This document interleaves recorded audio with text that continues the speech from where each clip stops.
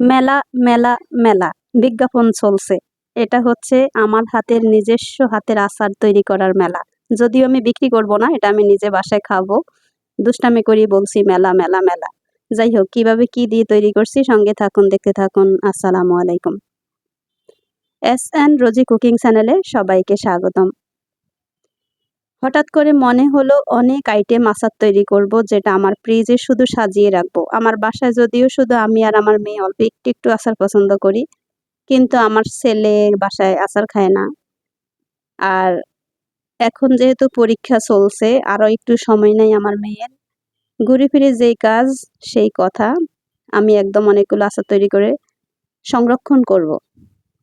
এটা তো প্রায় 6 মাস 1 বছরের মতো থাকবে, সমস্যা নেই। আমার মেয়ে পরীক্ষা শেষে অবসর হবেন, তখন একদম বেশি করে বসে বসে আচার খাবেন। এখন এখানে কি কি দিয়ে আচার তৈরি করছি সেটাই আমি বলবো। প্রথমে হচ্ছে লাল মরিচ নিয়েছি, আর সরিষা, পাঁচফোড়ন। আচার যেহেতু তৈরি করব, পাঁচফোড়ন লাগবে। জলপাই দেখতেই পাচ্ছেন, আমলকি। আমলকি দিয়ে আচার খেয়েছেন কে কে? একটা কমেন্ট করে বলবেন। আমি কিন্তু আজকে অনেক মজা করে তৈরি করব। এটা হচ্ছে লেবুর রস, সরিষার তেল, সাথে কিন্তু একটু চিনিও থাকবে, কারণ আচারের সঙ্গে একটু চিনি দিলে আচারটা দ্বিগুণ স্বাদের হয়ে তৈরি হয়। যদিও চিনিটা অ্যাভয়েড করা উচিত, কিন্তু স্বাদের জন্য লাগবে। যাই হোক, আমি এখন সবগুলো মশলা বাটাবাটি করে নেই। শুকনা মশলা যেটা পাঁচফোড়ন, সেটাকে আমরা একটু হালকা ভেজে তৈরি করতে পারি। আর এগুলো সরিষা যেহেতু ভিজে ধুয়ে নিয়েছি, সেটাকে একদম শিলপাটাতে বেটে মিহি করে বেটে নিতে হবে। বাটাবাটি শুরু করে দিয়েছি, দেখতেই পাচ্ছেন। একা হাতে আজকে আমি অনেকগুলো আচার তৈরি করব আর আপনাদের সঙ্গে শেয়ার করব। এরকম করে একেবারে মজা করে আচার তৈরি করে যদি বাসায় রাখা হয়, খিচুড়ি দিয়ে অনেক বেশি মজা, তাই না? যাই হোক, এখন আমি প্রত্যেকটা মশলাই কিন্তু আমি কিছুই ব্লেন্ডারে করিনি। প্রত্যেকটা মশলা হচ্ছে, এটা পাঁচফোড়ন। পাঁচফোড়ন বাটা একটু কষ্ট, আপনারা কিন্তু ব্লেন্ডার করে নিতে পারেন। আমার তো ওই যে শক্তি বেশি, এই জন্য আমি শিলপাটাতে করে নিচ্ছি। আমি কিন্তু এই ভিডিওতে আপনাদের সঙ্গে অনেক দুষ্টামি করছি, আপনারা কেউ কষ্ট পেয়েন না। দেখতে পাচ্ছেন সবগুলো মশলা অলরেডি বাটা শেষ। এখন হচ্ছে প্রত্যেকটা মশলা দিয়ে আচার তৈরি করতে চুলায় চলে যাব। একেবারে মিহি হয়নি, সরিষাটা মিহি হয়েছে, আর হচ্ছে শুকনা মরিচ। পাঁচফোড়নটা একটু হালকা রেখেছি যাতে আচারের ফ্লেভারটা একটু আলাদা করে হয়, খেতে ভীষণ মজার হয়। তো প্রথমে হচ্ছে যেটা এখানে নিয়েছি তেল। সরিষার তেল ছাড়া আচার জমে না, আমরা সবাই জানি। এখন বেশি করে সরিষার তেল দিয়ে দিয়েছি। এই তেলটা দিয়েই আমি তৈরি করব, আর কোনো কাঁচা তেল দিব না, এটার মধ্যেই সবকিছু দিব। দিয়েছি হলুদ, 1 চামচ হলুদ, 1 চামচ মরিচ, আচারের কালারটা যাতে সুন্দর হয়। এটা কিন্তু একেবারে অপশনাল, আচারটা স্বাদ কিন্তু এটা হেরফের হবে না, বাড়ানো কমানো কোনো কিছুই মরিচের সঙ্গে হলুদের সঙ্গে না। এটা হচ্ছে জাস্ট দেখতে সুন্দরের জন্য। হলুদ পাউডার, মরিচ পাউডার, স্বাদ মতো লবণ দিয়ে তেলের সঙ্গে মিশিয়ে নিয়েছি। এখন দিয়ে দিব, প্রথমে দেখি কি আচার তৈরি করি। এটা হচ্ছে সেই সিজনাল জলপাই। আমি যদিও এটাকে অনেক সুন্দর করে রেখে দিয়েছিলাম সেদ্ধ করে, এখন আজকে এটাকে আচার বানাতে আসলাম।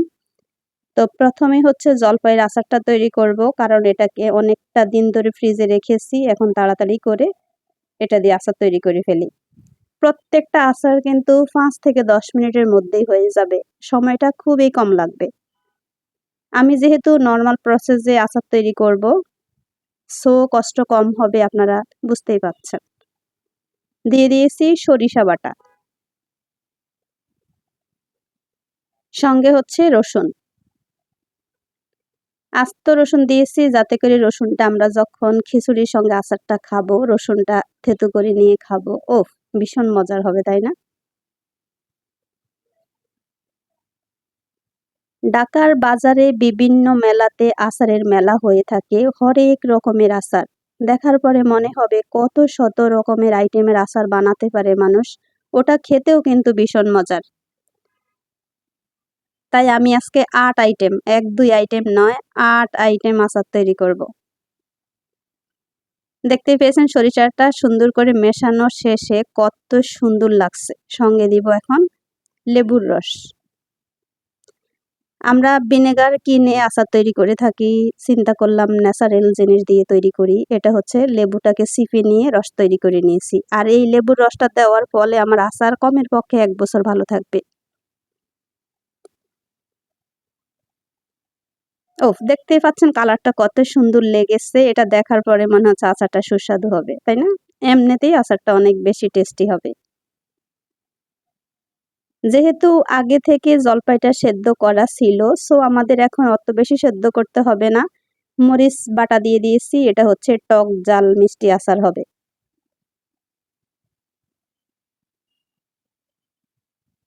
ওফ! মজা করে কিন্তু মরিচ দিয়ে সর্বশেষে একটা আচার কিন্তু আমার তৈরি হয়ে গিয়েছে, দেখতেই পাচ্ছেন। আচারটা খুবই লোভনীয় একটা আচার হয়েছে। এটা কিন্তু এমনি শুধু খেতেও মজা হবে। আবার হচ্ছে খিচুড়ির সঙ্গে, পোলাওর সঙ্গে, বিভিন্ন বিরিয়ানির সঙ্গে এটা কিন্তু সেই মজার হবে। ওই যে বললাম আগে থেকে সেদ্ধ করা থাকার ফলে আমার আচারটা তৈরি করতে ৫-৬ মিনিটের মতোই লেগেছে।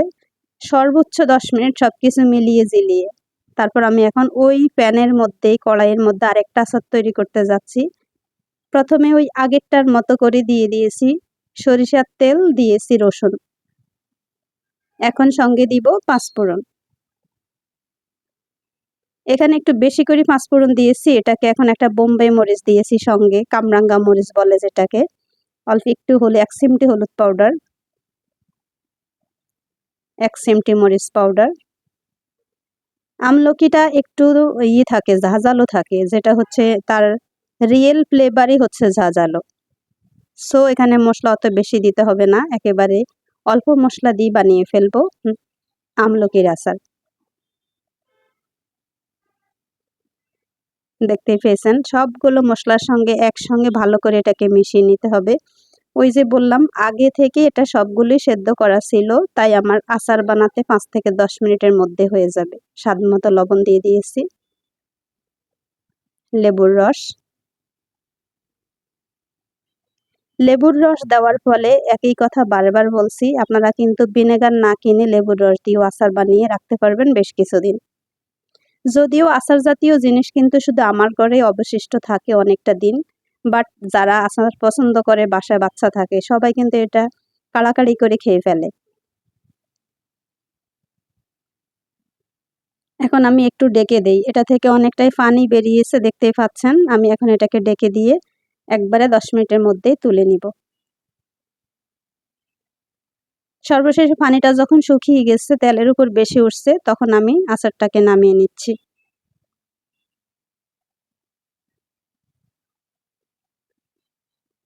প্রত্যেকটা জিনিস এত সুন্দর ফ্লেভার বাসার ভিতরে, মনে হচ্ছে ওয়াও! আজকে আচার বিক্রি করতে যাব। আপনারা আবার সত্যি মনে করিয়েন না আমি আচার বিক্রি করতে যাব। আসলে আমি আচারটা বানাবো শখের বশত। এখন এটাকে সুন্দর করে ফ্রিজে রেখে দিব। সারা বছর যখন যেটা ইচ্ছে করবে বের করে খাবো। দেখতে পাচ্ছেন আমি একটা আমলকি দিয়ে আস্ত বানিয়েছি আচার, আরেকটা দিয়ে থেতু করে। মানে এটাকে একটু বেঙ্গে নিয়েছি, আদা বাঙ্গা। আদা বাঙ্গা আচারটাও কিন্তু খেতে ভীষণ মজার হবে। সাথে কিন্তু দেখতেই পাচ্ছেন পাঁচফোড়ন দিয়ে দিয়েছি। প্রত্যেকটা আচারের সঙ্গে পাঁচফোড়ন দেওয়ার পরে একদম এভাবে নেড়ে-চেড়ে যখন প্রত্যেকটার গায়ে লাগিয়ে দিব, আচারটা খেতে কিন্তু ভীষণ মজার হবে। সঙ্গে দিব স্বাদমতো চিনি। আপনারা এতক্ষণ দেখেছেন আমি কোনোটাতেই চিনি দেইনি, তাই না? ওটা ছিল টক ঝাল। আর এটা হচ্ছে মিষ্টি আচার।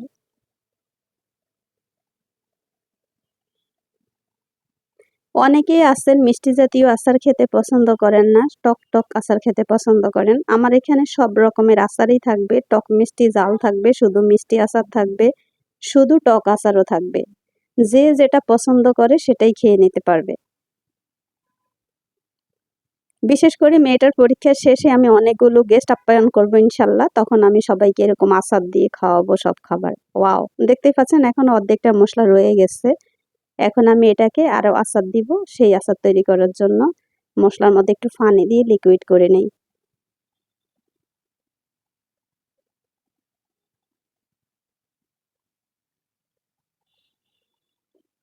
একদম আধা ভাঙ্গা এটাকে করে নিব। আমি এটাকে যখনই খুশি এমনিতে একা শুধু বসে খাবো। আমলকির আচার খেলে চুল পড়া বন্ধ হয়, এটা কিন্তু অনেক উপকারী একটা আচার। ওফ! দেখতেই পাচ্ছেন, এটা দেখে আমার কিন্তু আচার বানাতে বানাতে কথা বলতে এখন আর কথা আসছে না। মনে হচ্ছে তাড়াহুড়া করে বানিয়ে তাড়াতাড়ি খেয়ে নেই। নরমালি আচার দেখলে সবারই জিভে পানি এসে পড়ে, তাই না? দেখতেই পাচ্ছেন কত লোভনীয় আচারটা তৈরি হয়ে গেছে খুব অল্প সময়ের মধ্যে। এবার হচ্ছে বাকি আচারগুলো বানাতে যাই। একেবারে বেশি করে সরিষার তেল দিয়ে দিয়েছি। যেহেতু আগে থেকে এখানে বানানো, কড়াইটা অনেক বেশি গরম থাকে, সো আমার তাড়াতাড়ি করে সবকিছু করে ফেলতে হয়। আর আমি একা হাতে ভিডিও ক্যাপচার করি, আবার হচ্ছে রান্নাও হচ্ছে। সবকিছু মিলিয়ে সব দিকে খেয়াল রেখে কাজ করতে হচ্ছে। একটা ভিডিও মেক করা আসলে এতটা ইজি না। এটা ভারী একটা কঠিন কাজ। যেটা হচ্ছে আপনারা হয়তো এখন বলবেন যে করেন কেন? শখের তোলা লাখ টাকা। দুষ্টামি করে করে ভিডিও করতাম। দুষ্টামির ফলে এটা ভিডিও ভাইরাল হয়ে যাওয়ার পরে প্রায় 1 মিলিয়ন একটা ভিডিও দেখে ফেলছে আমার চ্যানেল। সেদিন থেকে দাঁড়িয়ে গেছে। এখন শখের জিনিসটাকে যদি ধরে রাখি, এটা একটা সন্তানের মতো। আমি অনেক আদর করি এই চ্যানেলটাকে। মাঝে, মাঝে এখন তো দুঃখ অনেক কিছুই আছে, ভিডিও দিতে পারি না। মা মরে যাওয়ার পর থেকে আপনারা দেখতে পাচ্ছেন ভিডিও কেন কোনো কিছুতেই আমার ঠিক নেই। মানসিকভাবে আমি এখন অস্থির। কারণ পৃথিবীতে সবথেকে কঠিন যেই কথাটা সেটা হচ্ছে আমার মা নেই। এই কঠিন বাক্যটাকে আমি বুকের ভিতরে বহন করে এখন চলতে হচ্ছে, তাই আমাকে অনেক কিছু থেকেই নিজেকে গুটিয়ে নিতে হয়। এই তো আমি আবার ঘুরে ফিরে ইমোশনাল হয়ে যাচ্ছি, আচার বানাতে এসেও কান্না করে দিব। যতই ভুলে থাকতে চাই, যতই মনে করি আমি আগের মতো করে, আমার মাকে আমি হসপিটালে বলতাম, "মা, আপনি যদি পৃথিবী ছেড়ে চলে যান, আমি কিভাবে থাকবো?" আমার মা আমাকে বলতেন, "তুমি মনে করো আমি গ্রামে এখনো আছি। আমি তো গ্রামেই থাকি। মনে করবা মা গ্রামে জীবিত আছেন। এটা মনে করে থাকবা। আর যখন বেশি কষ্ট হবে তখন তুমি সন্তানদেরকে বুকে নিয়ে বেঁচে থাকবা। নিজে কিভাবে বেঁচে থাকবা, ভালো থাকবা সেই চিন্তাটুকু করো। আমি কি হবে, আমি মরে যাব, এগুলো চিন্তা করিও না। যদি মরে যাই বেশি করে দোয়া করিও।" তো আজকে সত্যি বারেবার মা আমাকে বলেছেন, "তুমি কেঁদো না। তুমি কান্না করলে আমার কবরে আযাব হবে।" আমি মহান আল্লাহর কাছে কাঁদি। আমার মা ওই মাটিকে প্রচণ্ড ভয় পেত, ওই কবরকে প্রচণ্ড ভয় পেত। ইয়া আল্লাহ, তুমি আমার মাকে ওই আখিরাতের জীবনে সেরা সুখী করে দিও। হযরত মুহাম্মদ সাল্লাল্লাহু আলাইহি সাল্লামের সুমহান মর্যাদা দান করিও। আমিন। আপনারা সবাই আমার মায়ের জন্য দোয়া করবেন। ওই যে বললাম প্রত্যেকটা ভিডিওতে হয়তো মাকেই টেনে নিয়ে আসি। আসলে কথা বলতে গেলে আমার ভিডিও হোক, কথায় হোক, প্রত্যেকটা জায়গায় আমার মা চলে আসেন। মা হচ্ছেন পৃথিবীর শ্রেষ্ঠ সম্পদ। ওই শ্রেষ্ঠ সম্পদ হারিয়ে ফেলার পরে মানসিকভাবে আজ আমি সত্যিই অনেক বেশি কষ্টে আছি। সামনে আমার মেয়েটার পরীক্ষা, আমি সেই দিকে ফোকাস করব। কিন্তু সেটি হচ্ছে না। প্রতিনিয়ত মায়ের জন্যে কষ্ট হয় আর কান্না করি। তবে মহান আল্লাহর কাছে কান্না করি আমার মা যেন আখিরাতের জীবনে শ্রেষ্ঠ ধনী হয়ে থাকে। কাল কিয়ামতের মাঠে, হাসরের মাঠে যেন মায়ের সঙ্গে দেখা হন। আখিরাতে যেন আখিরাতের জীবনে জান্নাতুল ফেরদৌসে মাকে নিয়ে যেন থাকতে পারি। সেটাই মহান আল্লাহর কাছে চাওয়া। আর জান্নাতুল ফেরদৌসে যেতে হলে আমাকে যেই কাজগুলো করতে হবে, যে কাজগুলোতে মনোনিবেশ করতে হবে, সেই কাজগুলোতে যেন মহান আল্লাহ খাঁটি রহমত দিয়ে আমাকে সেখানে নিয়ে যান। সেজন্য সবসময় মহান আল্লাহর কাছে একটাই চাওয়া, আল্লাহ তুমি আমাকে হেদায়েত প্রাপ্ত করো। তুমি আমার মায়ের কষ্টটুকু দূর করে দাও। আমার মাকে ওপারে ভালো রাখো। হাসরের মাঠে মায়ের সঙ্গে দেখা করে দিও। আমিন। আর আপনারা সবাই দেখতে পাচ্ছেন আচার বানাতে বানাতে কতগুলো কথা বলা শুরু হয়ে গিয়েছে। ওই যে বললাম সব ভিডিওতে আজকে মাকে নিয়ে খুব মিস করি।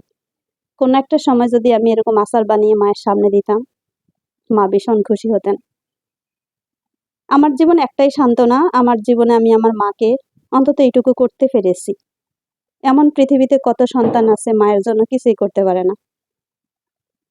আমি সেটুকু অন্তত করতে পেরেছি, আলহামদুলিল্লাহ। আমি সেজন্য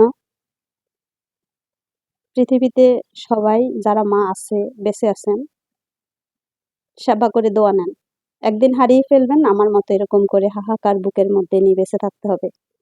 যেমন আজকে আমি দেখেন অফিস, আদালত, ঘর প্রত্যেকটা সার্ভিসই কিন্তু ঠিক আছে। রান্না, খাওয়া বলেন, প্রতিদিনের মতো করে চলা সবই ঠিক আছে। কিন্তু ভিতরে যে বুকের ভিতরে প্রচন্ড কষ্ট সেটা কিন্তু ঠিক নেই। সবাই অনেক বেশি ভালো থাকেন।